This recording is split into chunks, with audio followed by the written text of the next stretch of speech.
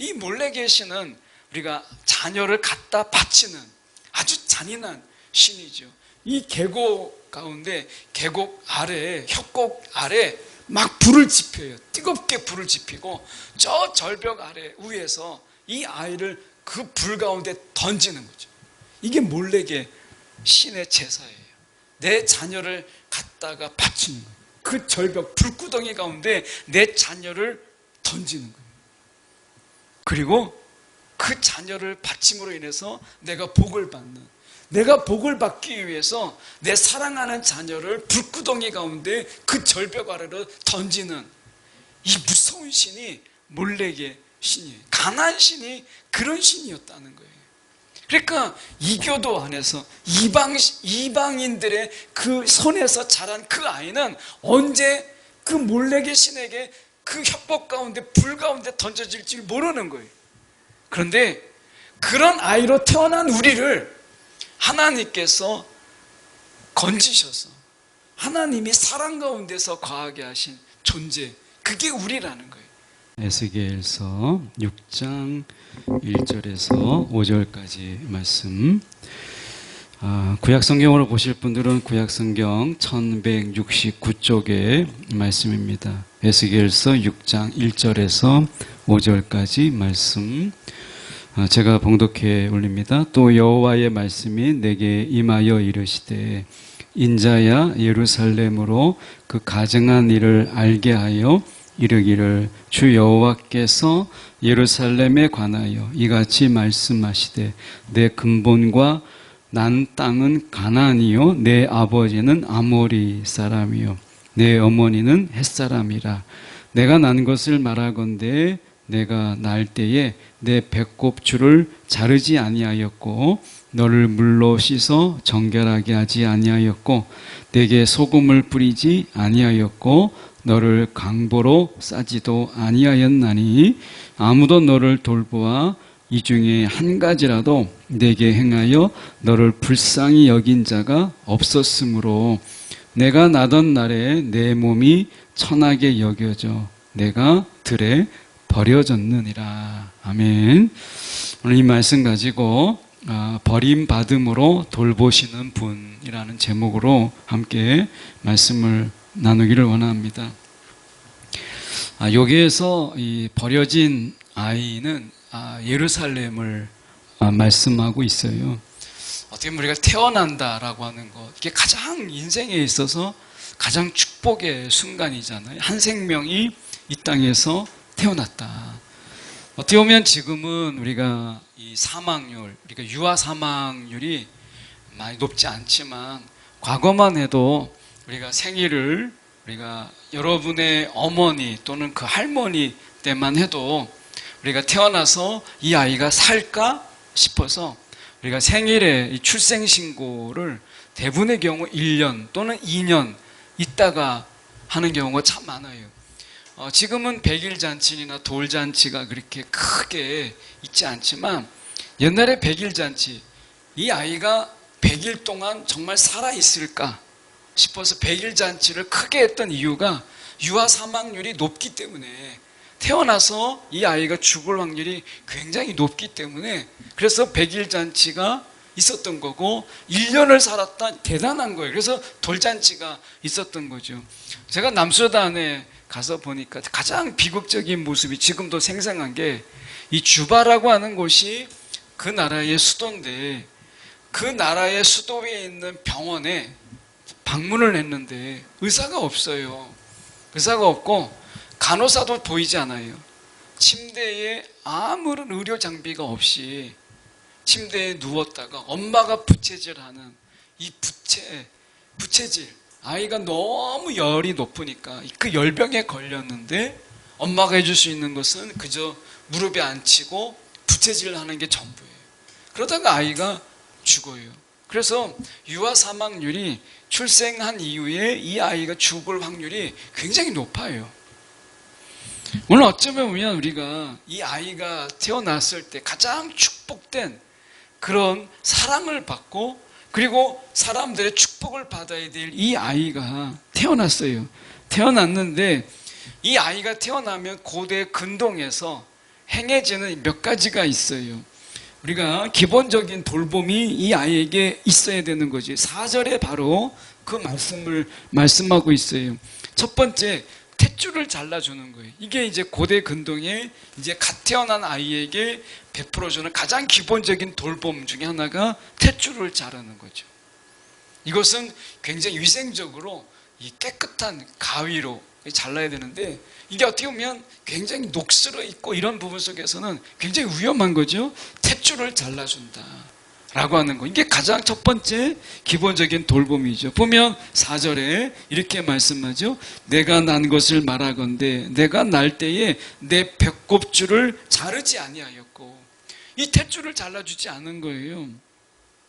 두 번째 보면 물로 씻기고 소금으로 문지르는 정결의식이 필요해요. 보면 너를 물로 씻어 정결하게 하지 아니하였고, 위생적으로 소독하는 방법이 소금을 뿌리는 거예요. 내게 소금을 뿌리지 아니하였다 라고 하는 거죠. 가장 기본적인 돌봄인데, 물로 씻기고, 그리고 어머니의 그 뱃속에서 있는 가운데 양수가 터지면서 온갖 것들이 이제 다 찌꺼기들이 있잖아요. 양수에 찌꺼기들이 막 묻어 있는데 이 아이를 씻겨주는 거죠.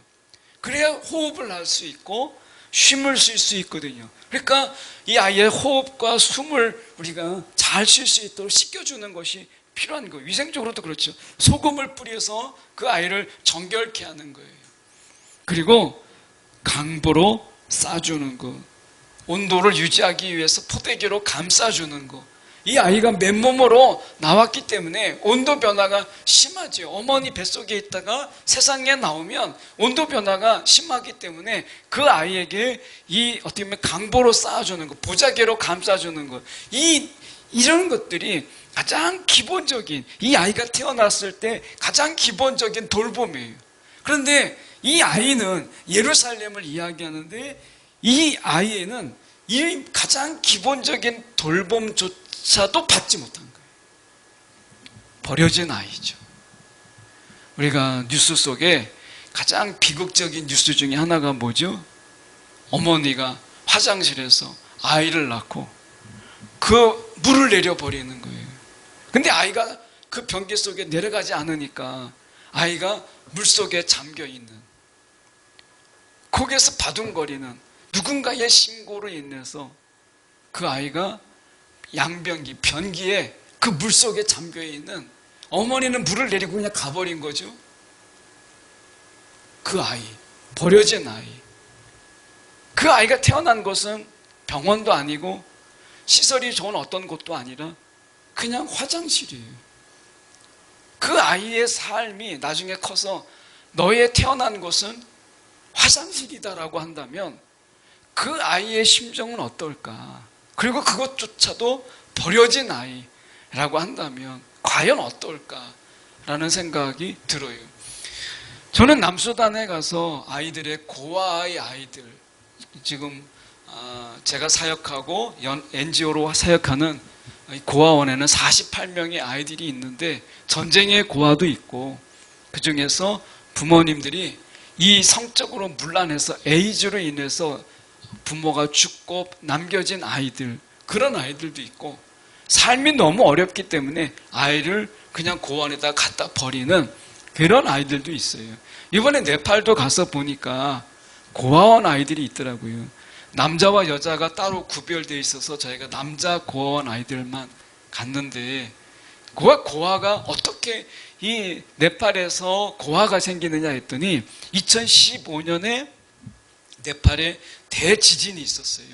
그래서 대지진으로 인한 가족의 죽음, 이것으로 인해서 살아남은 아이들, 여기에서 고아가 발생하고, 그리고 네팔 안에 내전이 있었는데 이 내전으로 생기는, 근데 더 우리가 안타까운 소식은 가족의 해체예요. 너무나 삶이 어렵기 때문에 네팔에도 하루에 2끼, 1끼만 먹고 살아가는 가정들이 많다는 거예요. 하루의 일당이 죽으라고 일을 해도 우리나라 돈으로 얘기하면 5천 원이 안 넘는 거예요. 보통 3천 원. 시급이 아니라 하루의 일당이 5천 원인 거예요. 우리나라 돈으로. 그러니까 양식을 사기에도 너무 힘든 거예요. 빈민촌에 가서 곡식을, 쌀자루를 나눠주고 그리고 그들에게 곡식을 나눠주는데 그렇게 줄을 서더라고요. 그 나눠주는 일에도 그만큼 먹기가 어려운 거예요. 저는 남수대만 먹기가 어려운 줄 알았는데 네팔도 그렇더라고요. 버려진 아이들, 이 아이들 속에서는 가장 기본적인 돌봄조차도 없었다. 태어나는 순간 가장 축복받아야 될 그 아이들이 버려지는 거예요. 근데 우리나라도 그렇잖아요. 버려진 아이들. 네팔에서는 아이가 태어나면 바로 팔아버리는 경우가 있다고 하더라고요. 여러분, 얼마나 큰 비극이에요. 내가 부모도 모른 채 누군가에 의해서 그냥 팔려버리는 아이. 이런 아이들의 모습들이 있는 거죠. 오늘 예루살렘이 바로 그렇다는 거예요. 3절의 말씀에 보면 이렇게 말씀합니다. 이르기를 주 여호와께서 예루살렘에 관하여 이같이 말씀하시되 내 근본과 난 땅은 가나안이요 라고 얘기합니다. 예루살렘은 원래 여부스족이 살았던 곳이죠. 그래서 다윗이 그 땅을 차지하기 전까지는 예루살렘은 이 가나안 족속 여부스의 땅이었어요. 이 여부스가 살았던 이 땅은 일종의 헷족 속에 나오는데 여기에 보면 어머니는 헷사람이라 곧 헷 족속이 살았던 지형과 비슷하기 때문에 여기에서 어머니는 헷사람이라고 이야기하고 그가 아버지는 아모리 사람, 다시 말하면 가나안 사람이다 라고 이야기해요. 예루살렘은 처음부터 다윗성이 아니었고 예루살렘은 처음부터 하나님의 시온성이 아니었어요. 가나안 땅이었고 우상의 도시였어요. 그런데 그 버려진 땅 같은 예루살렘을 하나님께서 거두셔서 하나님이 임하시는 하나님의 시온성으로 삼은 거죠. 예루살렘 곧 그것이 곧 저와 여러분이라는 거예요. 예루살렘, 이 땅에서 버려진 자로 사랑받지 못하고 돌봄을 받지 못한 그런 존재. 세상 가운데서 우리가 살지만 세상은 우리가 아무도 우리를 주목하지 않았던 그 땅이죠. 우리는 이 땅에서 버려진 자 같이 그런 존재였어요. 예루살렘처럼 우상의 도시, 그런 버려진 자로 우리가 살았던 우리를 주님께서 우리를 부르신 것이죠. 말씀에 보면 우리가 2절에 보면 인자야 예루살렘으로 그 가증한 일을 알게 하여 라고 말씀합니다. 예루살렘은 무관심 속에서 들판에 버려진 아이, 그런 아이로 비유되고 있어요. 여러분, 우리가 버려진 누군가의 사랑을 받지 못하고 살아간다라고 하는 거, 이건 비극이죠. 세상은 우리가 곡식이 없어서 굶주리는 게 아니라 사랑이 없어서 굶주린 세상이에요. 그런 우리를 하나님이 거부할 수 없는, 저항할 수 없는 사랑으로 우리를 부르시고 넘치는 사랑으로 베푸신 분이 바로 하나님이라. 여러분, 우리는 그런 의미에서 본다면 지금 제가 이번에 갔던 이 네팔이라고 하는 곳에서 보면 그전에는 이 아이를 바치는 제사가 있었다고 해요. 그런데 지금은 그 정도까지는 아니고 법으로 금지되어 있어서 이 힌두교의 신이라고 하는 것을 처음 이번에 제가 네팔에 가서 경험했는데 정말 잔인하고 그리고 굉장히 폭력적인 이런 신들이 힌두교의 신들이다, 이런 생각을 좀 가졌어요. 자비가, 긍휼이 이런 게 없더라고요.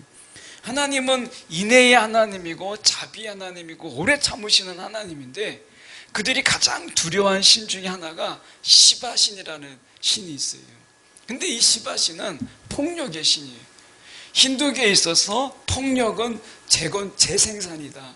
폭력이, 그러니까 이 어떻게 보면 무너짐이 있고 그들에게 파괴가 있어야 새로운 세상을 만들 수 있다라는 것 때문에 시바신을 중요한 신으로 보는데 그것은 폭력의 신이고 폭거의 신이에요. 힌두교를 이제 믿고 그들에게 제사하는 그들의 모습 속에서 신을 사랑하는 모습이 아니라 신을 두려워하고 그들의 저주와 폭력에 의해서 내가 저주당하지 않도록 하는 그들의 두려움이 더 많이 보였어요.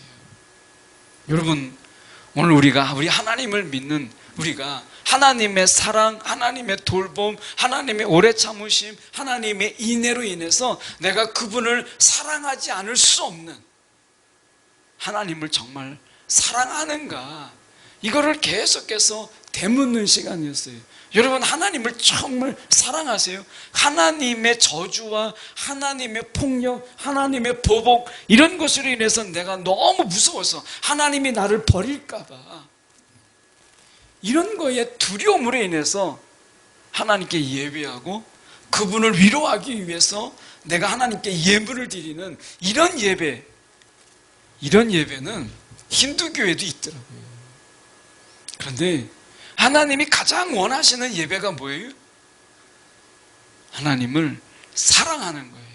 우리가 그 하나님을 사랑하는 것, 나를 돌보시는 그 하나님, 나를 위로하시는 그 하나님을 내가 사랑하는 것, 이것이 하나님이 가장 원하시는 예배의 모습이라는 거예요.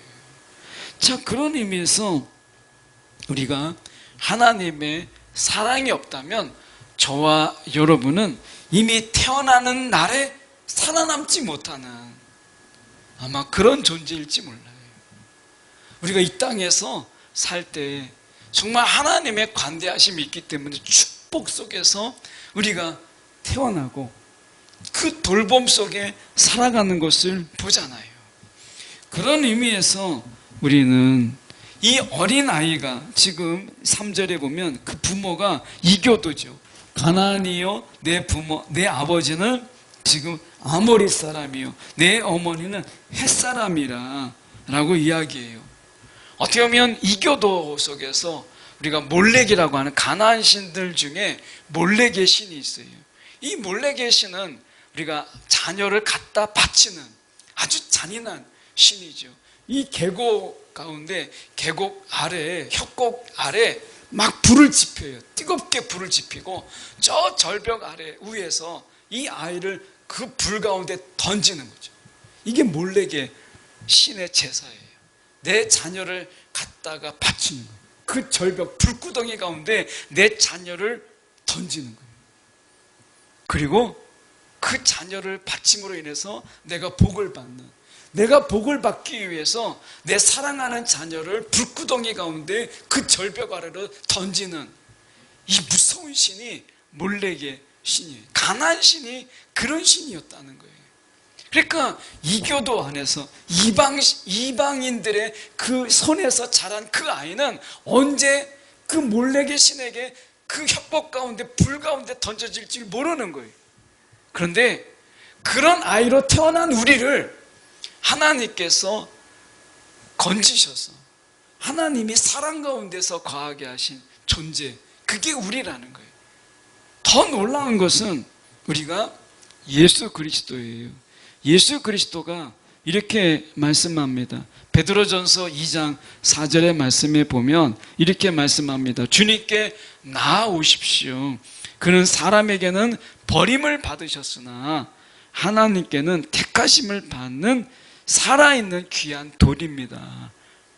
살아있는 돌입니다. 이렇게 말씀하잖아요. 그러니까 그가 버림을 당함을 통해서 우리에게 버림받지 않은 인생으로 우리를 부르셨다는 거예요. 예수님께서 우리가 받아야 될 버림받음을 그가 버림받음으로 인해서 다시는 버림받지 않은 인생으로 우리를 불러주셨다는 거예요.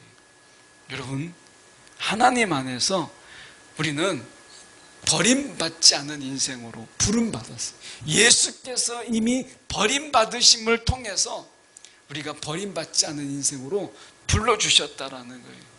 여러분, 이교도의 제사들처럼 내가 신에게 버림받을까봐, 신에게 내가 저주를 받을까봐 이런 두려움 때문에 신 앞에 머리 숙이는 자가 아니라 그 사랑에 감동되어서 내가 그분 앞에 나아가는 이러한 예배, 이게 하나님이 원하시는 예배라는 거예요. 내가 하나님 앞에 오늘 예배 드리지 않으면 하나님이 나를 벌하실까봐, 내가 하나님 앞에 찬양하지 않으면 하나님이 나를 내다 버리실까봐, 이런 두려움 속에 드리는 예배, 이거를 하나님께서 다 씻어버리셨어요. 사도행전 4장 11절의 말씀에 보면 이렇게 말씀합니다. 이 예수는 너희들 집 짓는 사람들에게는 버림받는 돌이지만 하나님께서 집 모퉁이의 머릿돌이 되게 하셨다. 모든 돌을 연결하게 하는 가장 중요한 돌로 삼으셨다라고 이야기해요. 버림받은 돌이 아니라 가장 소중한 돌로 삼으셨다라고 하는 거죠. 여러분, 우리 안에 영적 자부심이 필요해요. 내가 예수 안에서 정말 소중한 자다. 언제 버림받을 것 같은 이런 존재가 아니라 내가 예수 안에서 가장 존귀한 자다 라고 하는 이 영적 자부심. 사단은요, 끊임없이 우리 가운데 보잘것없고 아무 형편없는 이런 자로 우리를 취급하려고 하죠. 그런데 성경은 말씀합니다. 예수 안에서 우리가 얼마나 존귀한 자인가, 이걸 잊지 말라는 거예요. 사단은 끊임없이 이야기하죠. 니까 짓게, 너가 뭐 할 수 있어? 사단의 속삭임이에요. 그런데 오늘 우리는 주님의 말씀을 붙잡아야 돼요. 세상에 속아서는 안 돼요. 우리가 이사야 54장 6절에 이렇게 말씀합니다. 버림받은 여인처럼 마음에 상처를 입은 너를, 이렇게 얘기하죠. 버림받은 여인처럼 마음에 상처를 입은 너희여, 이렇게 말씀하잖아요. 너희를 여호와께서 부르신다라고 말씀하세요. 어린 시절에 버려진 여인과 같은 너희여, 여호와께서 너를 부르신다라고 말씀하시잖아요. 이 부르심 속에는 다시는 버림이 없는, 버림받음이 없는 이러한 부르심이라는 거예요. 하나님의 부르심 안에는 우리가 후회하심이 없고 다시 버리심이 없다라고 말씀하는 거예요. 세상에 우리가 속지 않는 것이 중요하죠. 그러나 우리가 생각해 봐야 될 것은 사도 바울의 고백이에요. 사도 바울이 이런 고백을 했어요. 고린도전서 9장 27절에 이렇게 말씀했어요. 내가 내 몸을 쳐 복종하게 함은 내가 남에게 전파한 후에 자신이 도리어 버림을 당할까 봐 두려워함이로다, 이렇게 얘기했어요. 사도 바울이 두려워하는 게 뭐였어요? 내가 정말 남에게 복음을 전파하고 그들이 예수께 돌아오고 정말 버림받지 않는 그 부르심으로 돌아오는데 막상 나는 내가 이렇게 전하다가 복음 없는 삶, 정말 예수 없는 삶을 살다가 내가 버림당할까 봐 두려워함이라. 예수 안에서는 버림받음이 없는데 내가 전도하다가 오히려 나는 예수밖에 머무는, 그냥 전도가 자동으로 그냥 하게 되는, 아무런 예수의 감동 없이 기계적인 복음 전함, 이 속에서 내가 예수밖에 있을까 봐 이걸 두려워했다고 이야기해요. 여러분, 예수 안에서는 분명히 버림이 없어요. 그런데 신앙생활 하다가 어느덧 나는 예수 안에 있다라고 생각을 했는데 습관적인 예배, 내가 습관적인 이런 기도, 간절함도 예수를 정말 간절하게 우리가 찾는 이런 예배가 아닌 습관적인 습관에 따라, 관습에 따라 내가 예배할 때 어느덧 나도 모르게 예수 밖에 있는 것을 두려워했다는 거예요. 그럴까봐. 우리의 진정한 두려움은 버림받을까봐가 아니라 내가 예수 밖에 있을까봐. 습관에 따라 드리는 예배, 관습에 따라 드리는 예배, 이 시간, 그래, 이 시간에는 예배 시간이니까 그냥 찬양하는 거 늘 하던 거니까, 우리가 말씀을 듣는 것도 늘 하던 거니까, 내가 큐티하는 거 늘 하던 거니까, 이게 아니라 오늘 나에게 주시는 말씀이 어떠할까? 라고 하는 이런 사모함, 오늘 하나님께서 나에게 어떤 은혜를 주실까? 라는 속에서 그 갈급함, 그 굶주림, 내가 배고프진 않지만 영적으로 나에게 채워주시기를, 영의 양식을 바라는 이런 배고픔, 이런 것들이 내게 있는가? 라고 하는 거죠. 어느덧 우리가 예배가 우리의 삶의 일부. 그래서 그냥 익숙한 하나의 문화에 머문다면 우리는 어느덧 순간에 예수 밖에 있는 그런 자가 되지 않겠어요? 종교인이죠. 종교자, 종교인이에요. 예배 드리는 자가 아니라 하나의 종교 문화에 익숙한 종교인, 이거죠. 이것을 두려워했다는 거예요. 우리가 정말 두려워해야 될 것, 습관적인 예배, 관습적인 이런 찬양 속에서 늘 하던 거니까, 아는 곡이니까 반주가 시작되고 그냥 내 입이 열려서 가사를 따라가는 그냥 곡조 있는 기도가 아닌 이런 찬양이라면 우리는 그걸 두려워해야 된다. 사도 바울은 그렇게 말하고 있는 거예요. 우리가 기도조차도 우리가 하나님 앞에 생명을 거는 이런 간절한 기도가 아니라 늘 하던 거니까, 그래서 입을 열어 기도하지만 중언부언하는 이런 기도, 이런 기도를 두려워했다. 사도 바울은 말하고 있는 것이죠. 주문 같은 예배, 주문 같은 기도가 있잖아요. 우리가 어떤 포맷이 있어요. 어떤 포메이션이 예배 속에, 기도 속에 여러분 각자의 포메이션이 있잖아요. 그래서 늘 기도하면 그냥 그 포메이션에 따라서 외치는 이런 기도, 주문 같은 기도, 이걸 두려워했다라고 이야기해요.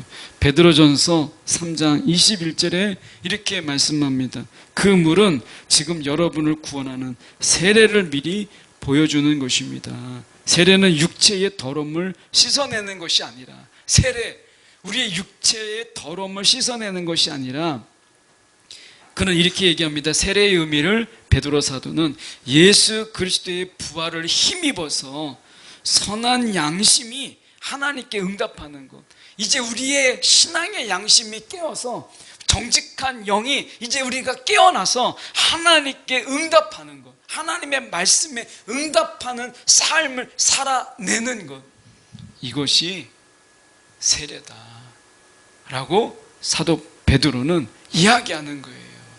단순하게 우리의 몸의 더러움을 씻는 것이 아니라 이제 우리의 잠자는 양심이 깨어나서, 신앙의 양심이 깨어나서 하나님의 그 말씀에 삶으로 응답하는 것, 이것을 세례라고 그는 이야기해요. 여기 있는 다 세례받은 자들이잖아요. 어쩌면 태어나서 유아 세례를 받고 나중에 이제 어느 정도 영적 성인이 되어서 주를 고백하는 입교의 과정을 다 거친 자들이에요. 세례받은 자들도 있어요. 그렇다면 우리의 삶은 뭐예요?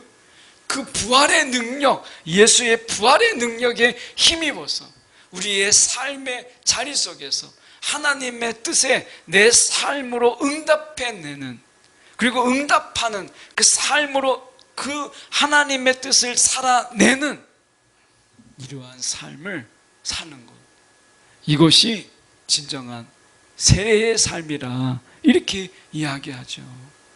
여러분, 버림받음은 없지만 스스로 버려진 자로 살아가는 자들은 있더라는 거예요. 하나님은 우리를 버리지 않지만 버림받은 자의 삶의 모습, 거지와 왕자라는 이야기 하나만 하고 마치려고 해요. 이제 거지와 왕자가 얼굴이 너무 똑같은 거예요. 그래서 이제 왕자가, 궁 안에 갇혀있던 왕자가 세상이 너무 이제 궁금한 거예요. 호기심이 있어서 거지에게 이야기하죠. 내 옷을 입고 너가 왕자로 있어라. 내가 세상을 둘러보리라 라고 하잖아요. 근데 거지가 이제 왕자가 되었어요. 궁 안에 있는 그런 맛깔나는 음식을 다 먹을 수 있는 기회가 있어요. 상다리가 휘도록 준비가 되어 있어요. 근데 거지가 거지의 습성을 버리지 못해요. 상에 올려져 있는 음식을 먹어본 본 적이 없는 이 거지가 음식을 다 쏟아요. 이 방바닥에 쏟아요. 그리고 쏟아진 그 음식을 주워서 먹는 거예요. 거지의 습성을 버리지 못하는 거예요. 오늘 우리의 예배가, 우리의 신앙이 전혀 다른, 우리의 신분이 바뀌었음에도 불구하고 거지의 습성을 버리지 못한, 버려진 아이의 모습으로 살아가는 것은 아닌가. 우리의 예배가, 우리의 기도가 버려진 아이처럼, 주문처럼 그렇게 살아가는 건 아닌가. 네팔에도 거지는 있더라고요. 근데 한 아이가 1달러, 1달러. 이거를 계속 외치면서 코리안 1달러, 1달러. 이거를 외치는 거예요. 우리가 하나님 앞에서 그렇게 거지 근성으로 구걸하는 기도 드리고 있는 것은 아닌가. 습관적으로 이것 주세요. 1달러만 주세요. 1달러만 주세요. 혹시 우리의 기도가 거기에서 벗어나지 못하는 기도라면 우리는 그걸 깨고 이제 버려진 아이가 아니라 하나님의 당당한 자녀로서 우리가 구하고 간구하는, 그리고 우리의 예배가 그 하나님이 두려움이 아니라 그 사랑하고 너무나 존경하는 그 하나님 앞에 우리가 예배하는 이런 예배의 모습을 하나님께서 원하시는 거예요. 여러분, 버림은 없어요. 그러나 버려진 아이처럼 살아가는 우리의 삶을 청산하고 하나님의 당당한 자녀로 우리가 예배하고 기도하는 이런 모습을 하나님은 원하신다라고 하는 것을 기억하는 저와 여러분이 되기를 간절히 소망합니다.